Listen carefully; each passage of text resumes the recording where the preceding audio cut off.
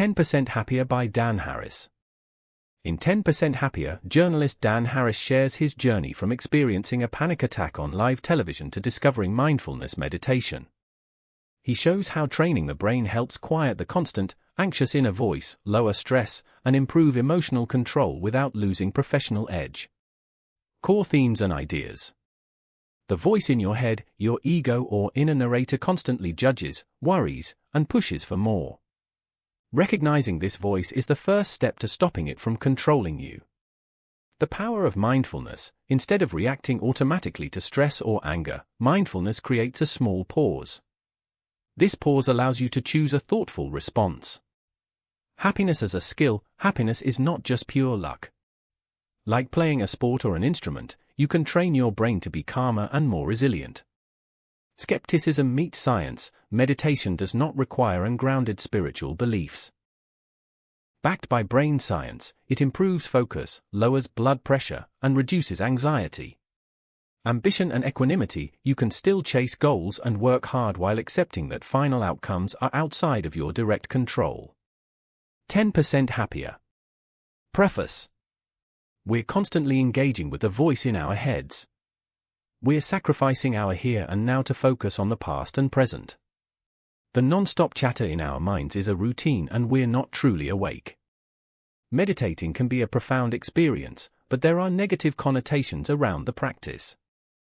The author found out that meditation can make you 10% happier, and while the number can be absurd and even inaccurate, it illustrates how meditation can make you a better person. Among other things, you can use meditation to improve your focus and control your emotions. Understanding religion and belief systems. Religion and belief systems encompass a vast array of practices, traditions, and worldviews that shape human culture and individual lives. They often provide frameworks for understanding existence, morality, and purpose, offering guidance on how to live and interact with the world and each other. Exploring different religions and belief systems can be a fascinating journey into the diverse expressions of human spirituality and community. Major world religions. Christianity. Christianity, one of the world's largest religions, centers on the life and teachings of Jesus of Nazareth. Its followers, known as Christians, believe Jesus to be the Son of God and the Messiah foretold in the Hebrew Scriptures. Core tenets often include belief in the Holy Trinity, God the Father, Son, and Holy Spirit, the resurrection of Jesus, and the concept of salvation through faith. The Christian Bible, comprising the Old and New Testaments, serves as its foundational text, guiding worship, ethics, and community life. Major world religions. Islam. Islam is another major world religion, founded on the teachings of the Prophet Muhammad, as revealed in the Quran, its central religious text. Muslims, the followers of Islam, believe in one God, Allah, and adhere to the 5 pillars of Islam: faith, shahadah, prayer, salat, charity, zakat, fasting during Ramadan, Sawm, and pilgrimage to Mecca, Hajj. Islam emphasizes submission to the will of Allah, community, and social justice, with diverse schools of thought and cultural practices across the globe. Indigenous belief systems. Beyond the major world religions, numerous indigenous belief systems exist, deeply rooted in specific cultures, lands, and ancestral traditions. These systems often emphasize a strong connection to nature, spirits, and the community, with practices passed down through generations. They typically involve rituals, storytelling, and reverence for the natural world, offering unique perspectives on spirituality and the relationship between humans and their environment, often distinct from organized religions. Exploring philosophical and ethical frameworks. While distinct from organized religion, philosophical and ethical frameworks also provide systems of belief and guidance for living. Concepts like humanism, atheism, agnosticism, and various philosophical schools offer ways to understand morality, purpose, and the nature of reality without necessarily relying on supernatural doctrines. Exploring these diverse perspectives can broaden one's understanding of different worldviews and the search for meaning in human existence. Chapter 1: Air Hunger. On June 7, 2004, author Sam Harris had a panic attack while working on Good Morning America. More than 5 million people were watching the show. Harris had started working on broadcast news in his early 20s. He eventually got a job at ABC News, a highly competitive environment where he thrived. After September 11th, he was sent to Pakistan and then Afghanistan, where he covered the horrors of war. Harris enjoyed the job because he felt his work was meaningful, but his personal life suffered. Having a romantic relationship wasn't a priority, he had health issues, he was diagnosed with depression, and he started self-medicating. Soon, Harris started experimenting with drugs, first cocaine and then ecstasy, leading to many health issues. On one occasion, his lungs seized up in what's called air hunger. He then had a panic attack on camera. The journalist feared that his drug use would ruin his professional life, so he quit and decided to exercise, sleep better, eat healthy food, and go to therapy. Chapter 2: Unchurched. Harris attended a 7,500-seat event at an evangelical megachurch called New Life Church in Colorado Springs for a story. Pastor Ted Haggard was behind the religious movement, and he was trying to get the devil out of town by praying. After a formal interview, Harris and Haggard talked off the record. Harris asked several questions about evangelicalism that Haggard politely answered. At no point did Haggard make Harris feel inferior. This is known as unchurched, didn't try to convert him, and wasn't defensive about the most difficult questions either. This made the author realize that he's always been judgmental of religious people in general. Harris decided to use his job to explore religion rather than create conflict. He traveled to the Middle East to study religion and was promoted by the time he went back home. The environment was incredibly competitive, and Harris was scared he might lose his job. The journalist resented some of his peers, complained constantly, and worried about the future. Books and literature. While that happened, the author committed to covering faith, and he also maintained a professional relationship with Ted Haggard. Harris started questioning certain stereotypes and, to a certain extent, his own faith. Soon after that, Haggard was accused of paying for sex and crystal meth. On the personal front, Harris met his now wife Bianca while she was an internal medicine resident at Columbia University. He eventually secured an exclusive interview with Haggard after the scandal. The once influential pastor was now selling insurance in Arizona and barely making enough money to support his family. Haggard admitted his hypocrisy and openly apologized to gay people for his behavior, but he was still close to his faith. Harris was about to cover another story involving spirituality. Chapter 3: Genius or Lunatic. By this point, Harris's personal life was improving. He hadn't had a panic attack in years, he wasn't taking antidepressants, he was going to therapy once a month, he had gotten engaged, and was enjoying his work. But he was constantly worried about the future. He met Eckhart Tolle, a writer whose books were about controlling your ego. Harris read A New Earth and became interested in the idea that the voices in our head control our lives, and regardless of what we do, our ego is never satisfied. Harris found some of those ideas transformative and realized he'd been sleepwalking through life, always reminiscing about the past or worried about the future, but never fully in the present moment. While Harris connected with parts of the book, he was also surprised by some pseudoscientific theories and often wondered if Eckhart was a genius or a lunatic. During the interview, Harris and Eckhart had an insightful talk about spirituality that was also confusing. Harris didn't know what to think about Eckhart, but meeting the best-selling author had encouraged him to answer some of the most pressing questions he had. Discovering the world of books and literature. Books and literature offer a vast landscape of knowledge, entertainment, and perspective, serving as windows into different worlds, cultures, and ideas. Whether you're seeking escape, information, or inspiration, the written word provides countless avenues for exploration. From ancient epics to contemporary novels, the sheer variety available ensures there's something to capture the interest of every reader. Engaging with literature can enhance understanding, empathy, and critical thinking skills. The enduring appeal of To Kill a Mockingbird. Harper Lee's To Kill a Mockingbird remains a cornerstone of American literature, exploring themes of justice, prejudice, and childhood innocence through the eyes of Scout Finch. Set in the fictional town of Macomb, Alabama, the novel tackles complex social issues with sensitivity and depth. Its compelling narrative and memorable characters, particularly the principled lawyer Atticus Finch, have resonated with generations of readers. It's a powerful story that continues to provoke thought and discussion about morality and societal norms. Exploring the fantasy realm of a Harry Potter. J.K. Rowling's Harry Potter series introduced a generation to the magic of reading, following the adventures of a young wizard attending Hogwarts School of Witchcraft and Wizardry. The 7-book series built a richly detailed world filled with compelling characters, intricate plots, and universal themes of friendship, courage, and the battle between good and evil. Its massive global success demonstrates the enduring power of imaginative storytelling and world-building in literature. Finding your next read, fiction vs. non-fiction. When choosing a book, a fundamental decision often lies between fiction and non-fiction. Fiction, encompassing novels, short stories, and plays, allows authors to create imaginary worlds and characters, exploring human experience through narrative. Non-fiction, including biographies, history, science, and self-help, aims to inform, educate, and present factual information about the real world. Both genres offer valuable reading experiences, catering to different interests and objectives. Expanding beyond books, the world of audiobooks.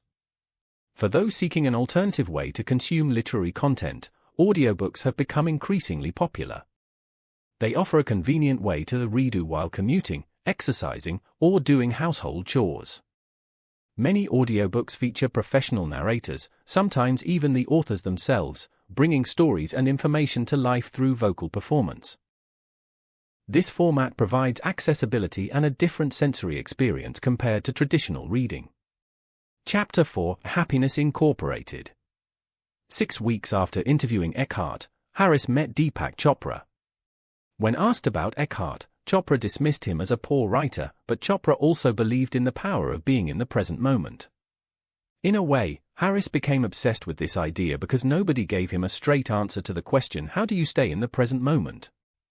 The American journalist started working on a segment on self-help called Happiness Incorporated.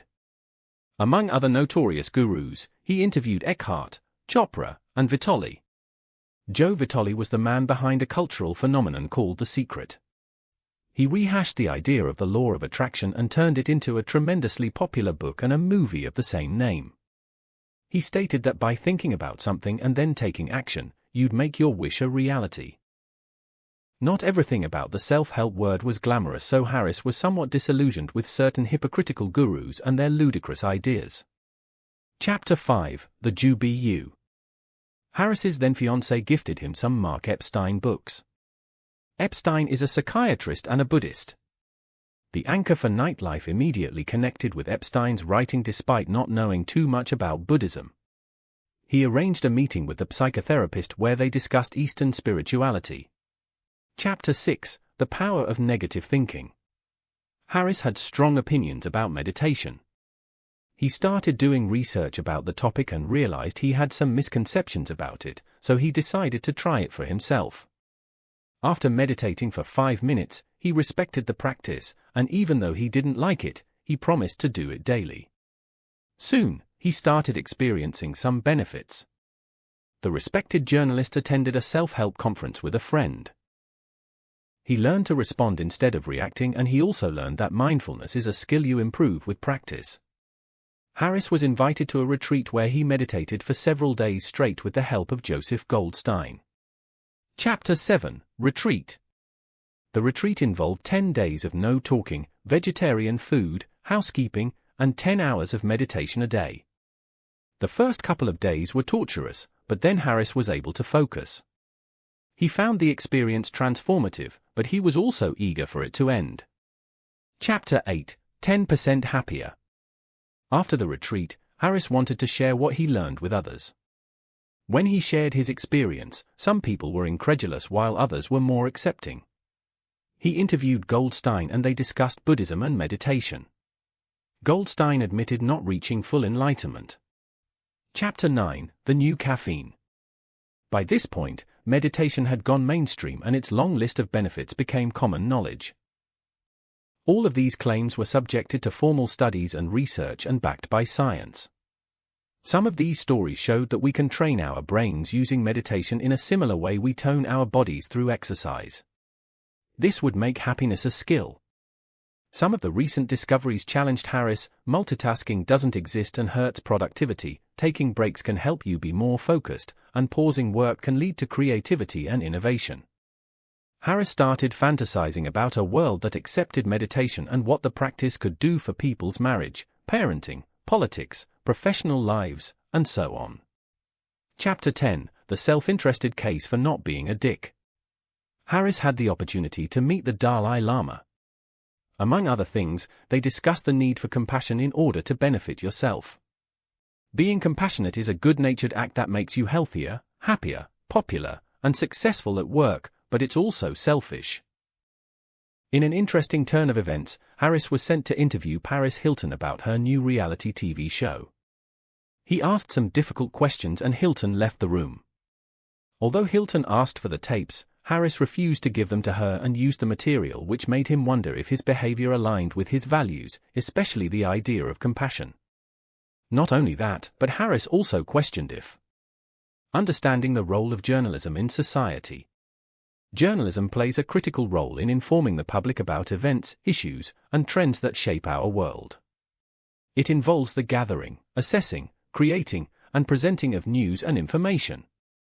Whether through written articles, broadcast reports, or digital content, journalists strive to provide accurate, timely, and relevant information.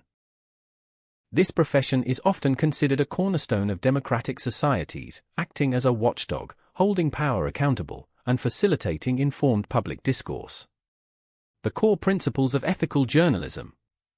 Ethical journalism adheres to core principles that guide its practice. Accuracy is paramount, requiring journalists to verify facts and sources meticulously. Impartiality and fairness mean presenting different sides of a story without bias, allowing the audience to form their own opinions. Independence from special interests, objectivity in reporting, and accountability for errors are also crucial elements.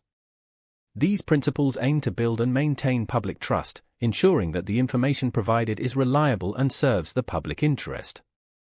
Different forms and platforms of journalism. Journalism manifests in various forms and across multiple platforms.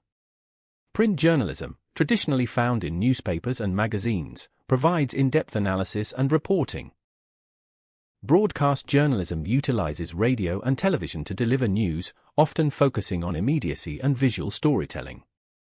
Digital journalism, prevalent on websites, social media, and mobile apps, combines text, images, video, and interactive elements, offering real-time updates and global reach.